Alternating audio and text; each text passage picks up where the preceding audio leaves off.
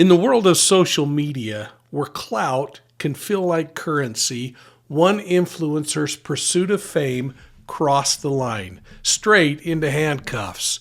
Today, we're going to dive into the disturbing story of Marina Valz, a TikTok star whose moment in the spotlight ended with a shoplifting arrest and a lot of questions about the cost of internet fame.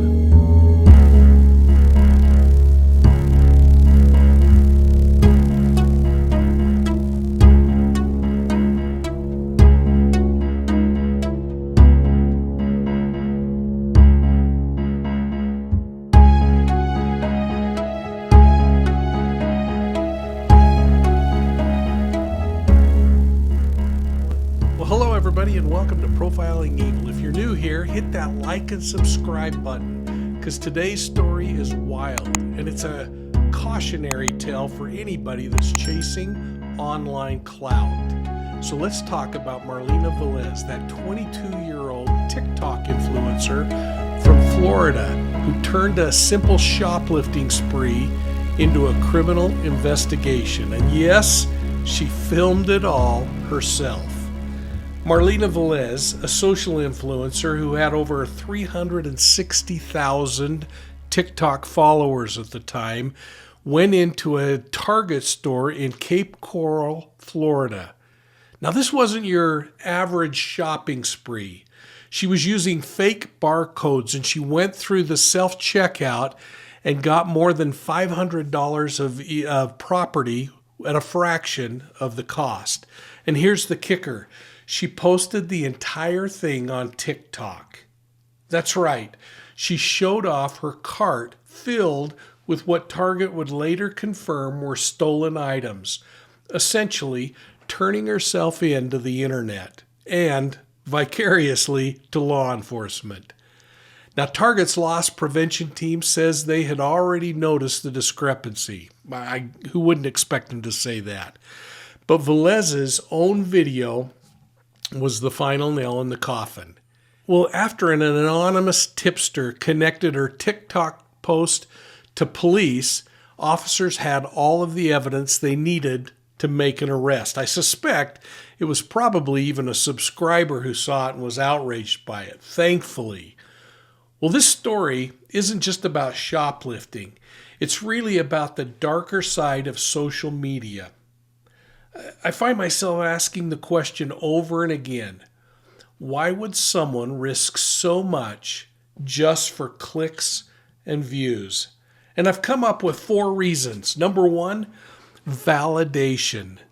Something about the likes, the comments, and the shares that feel like instant rewards. It releases a dopamine and it fuels this need for even more.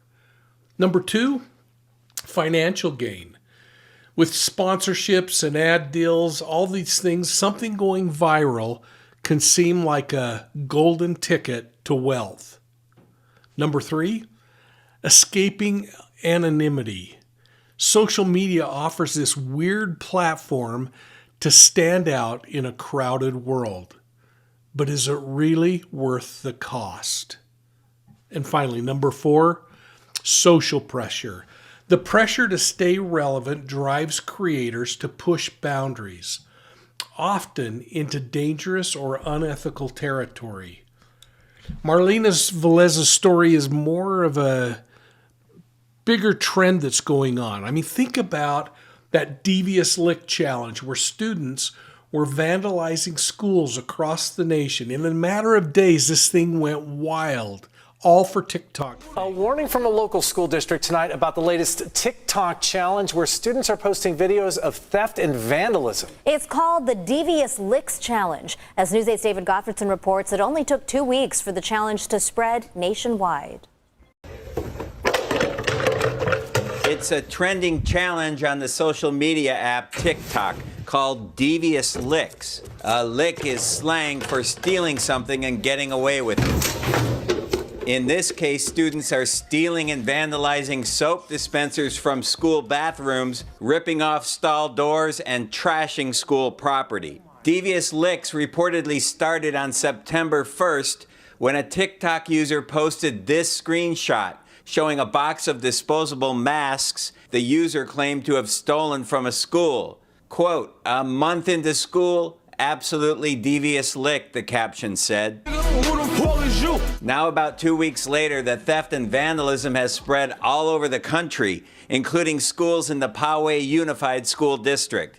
Soap dispensers, hand sanitizers, toilet and paper roll dispensers. Poway Unified spokesperson Christine Peck says the district recently put out a notification to parents. Keep an eye on what your kids are posting on social media, bringing home in their backpack, storing in their room. Devious Licks is just the latest in a long list of stupid challenges on TikTok. So recently I could think of the milk cart challenge where people were getting hurt and going to the ER.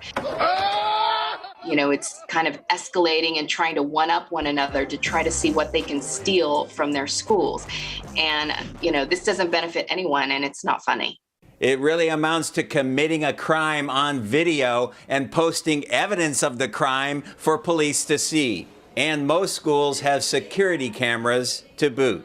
Yes, we do have surveillance cameras all over our school campuses. And so we are reviewing that footage and we will be working with law enforcement.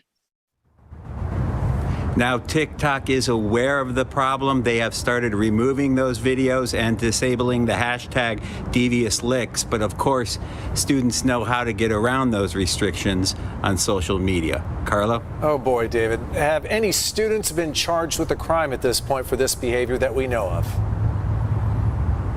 Not that we know of. Poway Unify had no information on citations or arrests, but these are juvenile crimes, and if a juvenile is charged, the parents would be notified.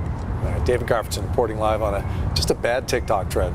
Thanks, David. Or those YouTubers who fake bank robberies for views, only to end up with felony charges. You know, social media rewards bad behavior, but it's not without consequence. A Russian influencer fell to her death while trying to capture a daring photograph of herself. And you've seen those. I've seen so many where kids are doing kids and adults doing stupid things, all for clicks. How far would you go for the perfect selfie? People are going to great heights to capture amazing, albeit very dangerous pictures. In fact, some North Texas doctors say some are taking it too far and seriously hurting themselves. Our Aaron Jones is live at the Margaret McDermott Bridge in Dallas to explain. Aaron? Ken and Gilma, 50 feet. That's how far that teen fell from the top of this bridge just trying to get the perfect photo of himself. He was inspired by photos like this. Other young people climbing to daring heights to snap what's called a dangerous selfie. Last November, Tristan Bailey and his friends decided they wanted to climb to the top of this bridge to get a photo with the Dallas skyline in the background. Attempting to take the photo, Bailey slipped and fell. He broke multiple bones, punctured a lung, and spent the last 4 months recovering, going through physical therapy. He says, frankly, he's lucky to be alive. I could have easily passed away that night, easily could have been gone. If it was just one more rotation, I would not be here. And Bailey, remarkably, is expected to make a full recovery. Tonight, he's sharing his story, warning people about the dangers of taking selfies like this. Coming up tonight at 6, we hear from his doctors. For now, live in Dallas, Aaron Jones, CBS 11 News. I want to focus on that Logan Paul video of the suicide in the forest. It received global backlash over exploiting this tragic scene just for shock value and clicks. If you remember, Logan Paul and his group ventured into a forest to explore it for its mystery and eerie atmosphere. While filming, they encountered the body of a deceased individual who had apparently committed suicide. And instead of handling the situation with sensitivity and respect, the video showed close-ups of the body. And it showed Paul and his friends reacting with apparent shock and nervous laughter, all which viewers interpreted as being really inappropriate. And thankfully they did. Now, the video received immediate and widespread backlash for many reasons. But the most important are the insensitivity to suicide, the graphic content and the nature of what was shown, and the impact that the video had on its viewers. Logan Paul eventually deleted the video, and he issued this public apology, along with others, acknowledging his lack of judgment and the gravity of his actions. I've made a severe and continuous lapse in my judgment, and I don't expect to be forgiven. I'm simply here to apologize. So what we came across that day in the woods was obviously unplanned, and the reactions you saw on tape were raw, they were unfiltered. None of us knew how to react or how to feel. I should have never posted the video. I should have put the cameras down and stopped recording what we were going through. There's a lot of things I should have done differently, but I didn't. And for that, from the bottom of my heart, I am sorry. I want to apologize to the internet. I want to apologize to anyone who's seen the video. I want to apologize to anyone who has been affected or touched by mental illness or depression or suicide. But most importantly, I want to apologize to the victim and his family. For my fans who are defending my actions, please don't. They do not deserve to be defended. The goal with my content is always to entertain, to push the boundaries, to be all-inclusive. In the world I live in, I share almost everything I do. The intent is never to be heartless, cruel, or malicious. Like I said, I've made a huge mistake. I don't expect to be forgiven. I'm just here to apologize. I'm ashamed of myself. I'm disappointed in myself. And I promise to be better. I will be better. Thank you. Incidents like this have sparked broader discussions about the responsibility of influencers, especially those with large platforms, and the need for sensitivity and respect, especially when discussing things like mental health issues. When you're dealing with serious or sensitive topics, you have to take a much more sensitive role. And just like the cases we talked about, Marina Valz's story ended with serious fallout, legal troubles, damaged reputation, and a cautionary tale for the rest of us. Social media influencer from Florida is accused of not only shoplifting from Target, but posting the haul on TikTok. Cape Coral police arrested Marina Valz back in October. They say the 22-year-old stole about $500 worth of items by scanning false barcodes with cheaper prices. Police posted a photo of the suspect after they were called to the store to investigate the theft. That's when tips just came pouring in from the public. And even find on TikTok, she posted a video that day of herself going to Target, buying these items, and then taking them home with her. Everything was documented, even the outfit that she wore. It shows like her getting ready with the outfit, and even her glasses, and all of that matches in the TikTok with the attempt to identify photo that we put out. According to the probable cause affidavit, Valz told police she didn't remember stealing from Target, but confirmed she was the woman seen in the store's security video. She is charged with petty theft. So here's my question for you. What can we take away from all of this? First, what do we expect when we post something online? Keep in mind, this stuff doesn't disappear, so don't put it out there unless you want it there forever.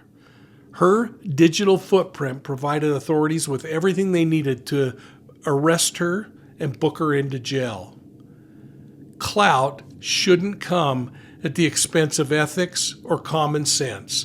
And this story reminds us of the responsibility that we have as viewers in these things. When we reward reckless or harmful content with likes or subscribes or donations, I think we become part of the problem. So maybe it's time we rethink what we like, what we share, and what kind of content we engage in. So I'd like to know what you think about Marlina's story. Was this a case of arrogance, poor judgment, or was it something deeper about social media pressure? I hope you'll enter your comments down below and we'll join in this discussion together. Be kind to each other. and make sure that we can kind of learn together and grow together as we respond to each other's comments. I want to thank you for tuning in to Profiling Evil. We truly appreciate your support, and we love having you along for this crazy journey we're on. Don't forget to look for Profiling Evil on Facebook, Instagram, YouTube, and Twitter. And if you like audio podcasts, please make sure you check out and subscribe to Profiling Evil's audio podcasts on your favorite podcast platform. And if you're looking for even more content, you can find it at our website at profilingevil.com. There you can sign up for our BOLO. That's our digital newsletter, and the only way you can get it is by signing up online. Hey, thanks for your support of Profiling Evil. We'll see you soon at the next crime scene.